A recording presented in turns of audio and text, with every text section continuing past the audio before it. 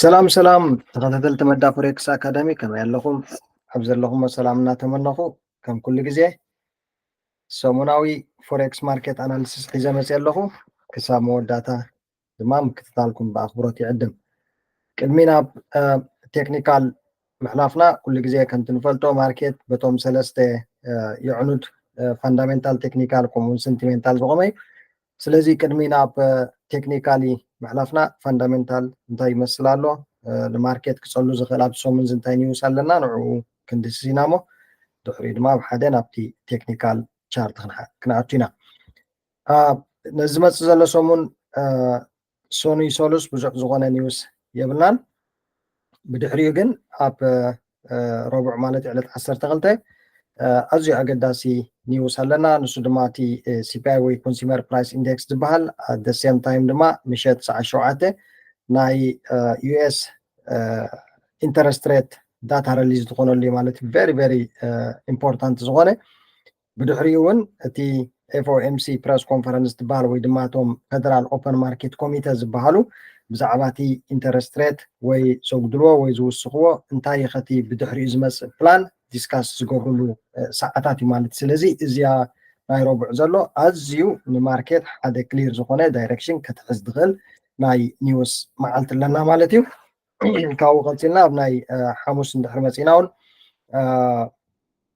ናይ ኣውስትራልያ ናይ አንኤምፕሎይመንት ሬት ኣለና። እዚ ኮ ብዙሕ ነቲ ማርኬት ዝፀሉ ይኮነን ግን ነብሱ ዝከኣለ ናይ ኒውስ ኢቨንት ኣለና ማለት እዩ። እቲ ዝዓበየ ኒውስ ብድሕሪኡ ድማ ፍራይደይ ኣለና። ፍራይደይ ድማ ናይ ባንክ ኦፍ ጃፓን ኢንተረስት ሬት ሞኔታሪ ፖሊሲ ስቴትመንት ሪሊዝ ዝኾነሉ ማለት እዩ። ስለዚ እዚኣ ሰሙን እዚኣ እቶም ዓበይቲ ባጤራታት ዩኤስ ዶላር ከምኡውን ጃፓን ከም ሴፍ ሄቨን ዝፍለጥ ማለት እዩ። እዚኦም ክልተ ካረንሲ እዚኦም ዳታ ናቶም ወይ ድማ እቲ ኢንተረስት ሬት ናቶም ሪሊዝ ዘውፅሉ እዮም ማለት እዩ። ስለዚ ኣብ ማርኬት ድማ ብዙሕ ቮላቲሊቲ ይረኣዩ። ኣብዚ ዝሓለፈ ሰሙን እንድሕር ሪእና ኢንተረስት ሬት ናይ ዩሮ ነርና ከምኡውን ናይ ካናዳ ክልቲኦም በብነጥቢ 0.25% ቆሪፆም እዮም ማለት እዩ ኢንተረስት ሬት። ሕጂ ድማ ሃገራት ኢንተረስት ሬት ምክንያቱ እቲ ኢንፍሌሽን ንዕኡ እንዳጎደለ ስለዝኸይድ ዘሎ ኢንፍሌሽን እንድሕር ቁሩብ ቀኒሱ ድማ ኢንተረስት ሬት ብኡ መሰረት ስለዝጎድል እዚአን ክልተ ሃገራት ከም ዝረኣናየን ናይ ዩሮን ናይ ካደን ኣብ ዝሓለፈ ሰሙን ኢንተረስት ሬት ቆሪፀን እየን። ሕጂ ድማ እዚኣ ትመፅእ ዘላ ሰሙን ናይ ካናዳን ናይ ዩኤስን ኣለና እንታይ ክመፅእ ሪዛልት ክንርኢ ኢና። ግን ብሓፈሽኡ ኣብ ማርኬት ብዙሕ ቮላቲሊቲ ክንርኢ ኢና ማለት እዩ። ስለዚ እቲ ፋንዳሜንታል ሳይድ ነዚ ይመስል። ኣብቲ ቴክኒካል ክንከይድ ኢና። ሶኒን ሶሉስን ኤኒዌይ ብዙሕ ኒውስ ስለዘየለ ማርኬት ኣብቲ ክልተ መዓልቲ ቀዳማይ ዘሎ ናይቲ ሰሙን ቁሩብ ኩል ዝኾነ ኣካይዳ ክኸይድ ይኽእል እዩ። ካብኡ ንድሕሪ ዘሎ ካብ ረቡዕ ሓሙስ ዓርቢ ግን ኣዝዩ ብዙሕ ቮላቲሊቲ ዘለዎ ወይ ድማ ናይ ትሬዲንግ ኦፖርቹኒቲ ዘለዎ መዓልቲ ክኾነልና ማለት እዩ። ቀፂልና ለስጎ ናብ ቴክኒካሊ ተወሰኑ ፔርስ ሰማራይዝ ገይረ ፅሙቕ ኣቢለ ምስአዮም ኣለኹ። ንዕኦም ብምክታል ድማ ነዚ ሰሙን ትሬድ ክንገብር ኢና ማለት እዩ። ስለዚ ናብ ቻርት ክንከይድ ኢና።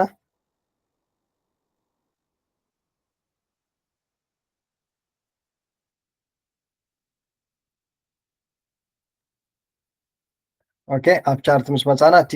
ብቐዳምነት ኩሉ ግዜ እንሪኦ ወይ ድማ ንሕና ሓበሬታ ንወስደሉ ዲኤክስዋይ ወይ ድማ እቲ ዶላር ኢንዴክስ ከመይ ኣሎ። ዶላር ኢንዴክስ ኩሉ ግዜ ነቲ እዮም ዝቁፅሉ ፓየርስ ከም በዓል ጂቢፒ ዩኤስዲ፣ ዩሮ ዩኤስዲ፣ ጎልድ ዝኣመሰሉ ዩኤስዲ ጂፒዋይ ዝተፈላለዩ ነቶም ብሓፈሻ ሙሉእ ማርኬት እንታይ ዓይነት ሚዛን ኣለዎ ናበይ ገፁ ዳይሬክሽን ክሕዝ ይኽእል እዩ ክሊር ስእሊ ይህበና እዩ ማለት እዩ። ስለዚ ከምዚ ንሪኦ ዘለና ዲኤክስዋይ ኣብዚ ኣዝዩ ኢምፖርታንት ዝኾነ ናይ ሃየር ታይም ፍሬም ሳፖርት ሌቨል ወይ ድማ እቲ ደማንድ ሌቨል ኮምፕሊትሊ ሪጀክት ኮይኑሎ ዝኾነ ንዑ ብሬክ ገብረና ይከኣለን። ቀፂልና ድማ እንድሕር ሪእና እዚ ናይ ናን ፋርም ኢምፕሎይመንት ወይ ድማ ኤንኤፍፒ ተባሂሉ ዝፅዋዕ ፍራይደይ ዳታ ሪሊዝ ዝኸውን ኣዝዩ ቡልሽ ዝኾነ ወይ ድማ ፖዘቲቭ ዝኾነ ኣረኣእያ ስለዝመፅእ ኣብቲ ማርኬት ከምዚ ንሪኦ ዘለና ዲኤክስዋይ ኣብ ናይ ላስት ኣዋርስ ናይ ፍራይደይ ብጣዕሚ ቡልሽ ዝኾነ ሞመንት ንሪእሉ ኣለና ማለት እዩ። ስለዚ ነዚ 104.7 ኤርያ ነዚ እንድሕር ብሬክ ጌርና there is high probability DXY all the way up ክኸይድ ነዚ እንድሕር ዝኸይዳሉ ኮይኑ ድማ እቶም ትሬድ ንገብሮም ወይ ሒዝዮም መፅአ ዘለኹ በዓል ጂቢፒ ዩኤስዲ ዩሮ ዩኤስዲ سيل ناي مخاط تقولو كلهم مالتي بحفش وجن دي اكس واي كساب نزي 103.66 اريا نزي سبورت ليفل زي نزي بريك ساب زي جوبرو ستيل وي كان سي ماركت ابناي بولش يزلخ نبل نخلينا مالتي حجي بكال من قد جنا بتاي كري انا غل نزي ريزيستانس زي بريك زي غير ودما there is potential market كم عين structure كر نخلينا ريفرسال مالتي از ريفرسال زي فورم كون كله دما ابتوم قدمنا نتقصم صنحنا بارس دما ناي بولش سنتيمنتس كنري نخلينا مالتي سلازي كليرلي كم جاغرنا مارك نغبر دي اكس واي نزيا انت عينت رياكشن تقبر على رينا دما ابتوم دغصلو بارس تي اكشننا كنوسدينا اوكي بمقتل جي بي بي اس دي كنرينا جي بي بي اس دي كمتي كنري صنحنا اب دي اكس واي تي ناي نام فارم امبلويمنت وي دما ان اف بي تباهيلو ناي كاب حرشا وصاي قداش سرعات كريت زخونا او حدا وضعي بزحلف ورح مالت ناي ورحي ناي ورح حمشته ازي بوزيتيف لازم زي اب امريكا نسي دما جي بي بي يورو كلهم توم مس يو اس دي بير زخونو كلهم نسيل كودو اجديدوم زلو مالتي سلازي كم زري زلنا دما ناي لاست اورز ناي فرايداي ازيو بيريش زخونه كاندلس وي دما بيريش زخونه ماركت نرلنا مالتي سلازي حجي جي بي بي اس دي ابزي ازي امبورتانت زخونه لبل لنا حدا نتبي 27 كباب مالتي 1.27 around 1.27 نز ستراكشر زي فيل كتقبر لنا نزقاب زمو تحريق دما if market caps reject gearna completely bullish 94 hour time frame bullish candles ندحر فورم gearna stop loss نانا below gearna ناي price reversal كنرينا مالتي at any time gen price ندحر نزن بلو زلنا 27 area نز structures ملو بملو break gearna دما all the way GBPUSD كساب هذا نتبع 4,500 اريا سيل كنوردي مال سلازي ازيا ستراكشر زي فيل كساب زي ما لقيتنا زخونه اكشن ايكون وسدينا اب ناي جي بي بي اس تي حجي ناي 15 بيب زخونه لنا قابابزي بدحري مالك كم زبزن ريازنا ريجكشن كاندلز ندحرغنا بولش مومنت كنحزينا مال سلازي زيا ميبي سوني ريد ديك كون تقليا كون دحري سولس ربع زلو ግን ازيا بالاستساطابيا مالت سلازي at any time نز بريك اب زغبرتو لدما all the way sell off كنكيدنا بمثال يورو اس دي يورو اس دن جي بي بي اس دن درجه دك حوبتات يوم مالتي حدا عينت هكايدا مخدو تي positive correlations بحالا ماركت اللوم مالتي حدا بايك خيط كله حدا دما السيم نعوسي عويز خيط سلازي نحريناو ازي بولس زخونه ناي بيرش ترند لاين ابزي ريسبكت جيرلنا لو برايس بريك جيرلنا لو كومون ريتست بدحري دما ازيو امبورتانت زخونه اريا اوف فاليو فيل جيرلنا لو بزي كم زري زلنا سلازي لك كم تانا جي بي بي اس دي كابزيا حدنت بزيرو شومنت اريا حدنت بزيرو شومنت كابزيا ريجكت رغبنا بناي 4 اور تايم فريم يزول زلو مالتي لك كمزيا كاندل زي ريجكشن رغبنا ستوب لوس نحنا بيلو جيرنا بولش كنرينا مالتي at any time قلنا زي بريك اب تقبرلو all the way price كساب عدنت بي 0.64 كساب زي كتورد يا مالتي سلازي بكم زي جرنا مارك جرنا دما زي تي نحنا بوتنشالي كنري نخلينا مالتي at any time قم برايس ندحر again مستي نبلو زلنا حجنا انترست ريت كون سي بي اي سلازلنا ربع الصوم كلتي يومنا ابنت ندحر نيجاتيف مسيوم 0 يو اس دي نوع زباله غزي ناي بولش ترند كحزي خلي مالتي نز بريك ندحر دما كونتينيشن اول ذا واي اب كنكيدنا سلازي بحفشا درجاتن سان بلازلا ربعاتن نيوز ايفنت مور دايركشن زت حزالنا دحري دما بريك ندحر اول ذا واي سيل اوف كخيدي مال سلازي يورو يو اس دما بخمسة جرنا مارك جرنا exactly مارك بمقبار تي point interest كنركب نخلينا مالتي كنزلنا نريهم بارس ناي جي بي واي فاميليوم ناي جابانيزين حجي انتهينا لنا فرايداي ازيو important زخونه ناي interest rate تي monetary policy statement ناي جابان ريليز تخونه لنا عندنا يا سلازي نسو ريليز كدم مخانو جن از ماركزي حدا دايركشن كحز حيزو صنع اليوم مالتي سلازي انتهي كنرينا اب جي بي واي دحرينا last week نذكرناو برايس كابزي اريازي ريجكشن دحرنا سيل اوف كنكي كخيدي لنا انالايز كيرنا زلنا تمليشكم تريوات قولي ناي لاست ويك فيديو بدحري دما برايس كابز ريجكشن مس جبره اولموست لعلي 350 بي بي زخون وريدو مالتي ديس ريجكشن ناي 4 اور تايم فريم يجري زلهم ግን ኣዝዩ ልዕሊ 350 ፒፕ ዝኮን ወሪድልና ነይሩ ማለት እዩ ሕጂ ድማ ፕራይስ ናይ ዳውን ትረንድ ፎርሜሽን ፎርም ገይርልና ኣሎ ብዘይ እንድሕሪናዮ ሃይር ሃይስ ሎወር ሎውስ ፎርም እናገበረ ይኸይድ ኣሎ ማለት እዩ ምክንያቱ ነዚ ብሬክ ገብሮ ይከኣለን ነዚ ብሬክ ገብሮ ይከኣለን ነዚ ብሬክ ገብሮ ይከኣለን ኦል ደ ወይ ሴል ኦፍ ስለዚ there is potentially this market as well 198.8 ብሬክ እንድሕር ገይርልና ኦል ደ ወይ ሴል ኦፍ ክሳብ 197 ከምኡ እናበለ ክሳብ 191 ናይ ምውራድ ተኽእሎ ክህልዎ እዩ ማለት ስለዚ እዚኣ ብኬርፉሊ ክንከታተላ ኢና at any time ግን 199.7 እዚኣ ሬድ ሌቨል ገይርያ ዘለኹ እዚኣ ብሬክ እንድሕር ገይራትና ግን ቡሊሽ ማርኬት ክንዕዝ ንኽእል ኢና ኦል ደ ወይ ድማ ካብዘይ ንባይ ክንከይድ ኢና ማለት ስለዚ እዚኣ ናይ ጂፒዋይ ኣዝያ ብልፅቲ ሰታበላትና ቀፂልና ንሪኦ ፓየር ድማ CHF-GPY CHF-GPY በቲ ሃየር ኣናሊሲስ ወይ ድማ ሃየር ታይም ፍሬም እንድሕር ርኢናዮ ፕራይስ ኦልሬዲ ነዚ ናይ ኣብ ዝሓለፈ ወርሒ ዝነበረ ንዑ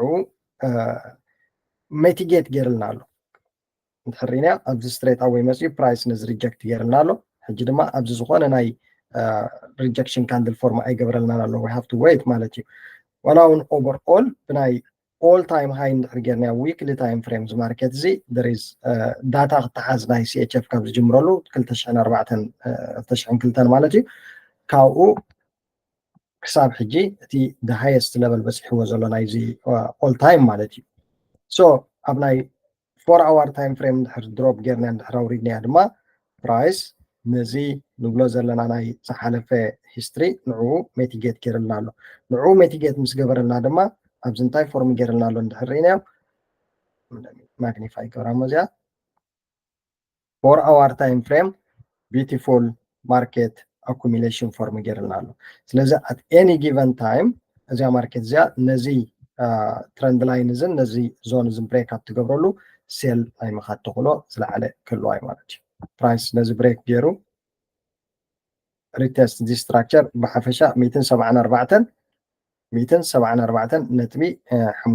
ኤርያ ማለት እዩ እዚኣ ስትራክቸር እዚኣ እንድሕር ብሬክ ገይርልና ኦል ደ ዌይ ሴል ክሳብ ኣብዚ 169 ናይ ምውራድ ተኽእሎ ክህልዎ እዩ ስለዚ we are not interested CHF-GPY ንባይ ዝኾነ ባይ ከይትርእዩ ምክንያቱ እቲ ማርኬት ኮምፕሊት ንከም ዝበልና ኦቨር ቦት ክንብል ኣይንኽእል ኢና ግን it is over extended ብጣዕሚ ኤክስተንድ ኮይኑ ስለ ዘሎ ዝኾነ ሴል ባይ ከይንሕዝ ማለት እዩ at any time ግን ናይዚ ሪጀክሽን ኣብ ንረኽበሉ ሴል ፖዚሽን ኣብ 174.49 ኤርያ ካብ ስትራክቸር እዚ ሴል ክንሕዝ ንኽእል ኢና ማለት ስለዚ CHF-GPY ድማ ኣዝያ ብልፅቲ ኦፖርቹኒቲ ክትህልያ ሜይቢ ነዚ ሰሙን ዝዋላ እንተዘይመፅያ ኔክስት ዊክ እውን ክንሕዛ ኢና ስለዚ ብሓፈሽኡ ግን ካብዚ ስትራክቸር እዚ ሪጀክሽን ኢና እንርኢ ስቲል ማርኬት ኣብ ናይ ቡሊሽ ትረንድ እዩ ዘሎ ዝኾነ ሪጀክሽን ኣይሃበናን ዘሎ ግን እዚኣ ፎርማ ኣፕ ትኾነልና ሴል ፖዚሽን ክርኢና ምስቲ ኤክስፓንሽን ሒዝዎ ዘሎ ዝኾነ ሪትሬስመንት ኣይገበረን እንድሕር ርኢናዮ ሕጂ እዚኣ ጥራይሓ ዘላትና እታ ሪትሬስመንት ማርኬዝ ኦል ደ ዌይ ቡሊሽ ምስ ከደ እዚኣ ጥራይሓ ሪትሬስመንት ዘላትና ሕጂ ድማ እንድሕር ርኢናዮ ኦል ደ ዌይ ከይዱ ብመንፅር ፒፕ እንድሕር ርኢናዮ ኣዝዩ ብዙሕ ዝኾነ ፒፕ ማለት እዩ እዚ እንድሕር ርኢናዮ ልዕሊ 800 ፒፕ ዝኸውን ምስ ከደ ክሳብ ኣብዚ ዝኾነ ሪትሬስመንት ኣይገበረን ስለዚ there is potential retracement ስፔሻሊ ድማ GPY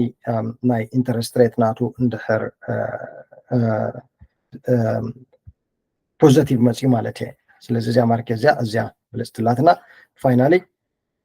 ናብ ጎልድ ክንመፅእ ኢና ጎልድ ድማ እንድሕር ርኢናዮ ፕራይስ ምስቲ ልክዕ ከምቶም ካልኦት ፓየርስ እቲ ዶላር ሓይሊ ክረክብ እንከሎ ጎልድ ድማ ኦል ደ ዌይ ሴል ኦፍ ዝኸውን ማለት ስለዚ እንድሕር ርኢናዮ እቲ ናን ፋርም ኤምፕሎይመንት ፖዚቲቭ ብምምፅኡ ነዚ ድማ ብኔጌቲቭ ፀሊዎ ኦል ደ ዌይ ማርኬት እዚ ሴል ኦፍ ኮይኑሎ ብዝሓለፈ ሰሙን ሕጂ ድማ ኣብ ኣዝዩ ኢምፖርታንት ኤርያ ኦፍ ቫልዩ ወይ ድማ ሌቨል መፂልና ኣሎ ናብዚ 290 ኤርያ ማለት እዩ ስትራክቸር እንድሕር ርኢናዮ ስለዚ እንታይና ክንርኢ there is high probability ካብዚ ፕራይስ ሪጀክት ኮይኑ ተወሰነ ፒፕ ተወሰነ ሪትሬስ ክገብር ማለት እዩ ክሳብ ኣብዚ ኤርያ ሪትሬስ ክገብረልና ይኽእል እዩ ማለት እዩ ስለዚ ብድሕሪኡ ግን 24 ኤርያ እዚ ብሬክ እንድሕር ገይርዎ ኦል ደ ዌይ ናይ ባይ ናይ ምኻድ ተኽእሎ ክህልዎ እዩ ስለዚ ኣብ ጎልድ እንድሕር መፂናቶም ጎልድ ትሬድ ትገብሩ ሴል ፖዚሽን ክትሕዙ እንድሕር ኮይንኩም 285 بريك تكون الله دغما 285 بريك تكون الله ማለት ዛ ስትራክቸር ዛ ሙሉ በሙሉ እንድሕር ብሬክ ጌርና ካብኡ እንድሕሪ ፕራይስ ሴል ኦፍ ናይ ምኻድ ተኽእሎ ኩሉ ወይ ኦቨርኦል ስቶፕ ሎስ ናህና ኣባፍ ጌርና ሴል ክንሕዝ ንኽእል ኢና ማለት ስለዚ ኣብዚኣ እንታይ ዓይነት ሪኣክሽን ትገብረልና ተፀቢና ነዚኣ ፕራይስ ዚኣ እንድሕር ሪጀክት ጌራትልና ስቶፕ ሎስ ናህና ቢሎው ጌርና ቡሊሽ ፖዚሽን ክንሕዝ ኢና ማለት እዩ እንተዘይኮይኑ ግን 22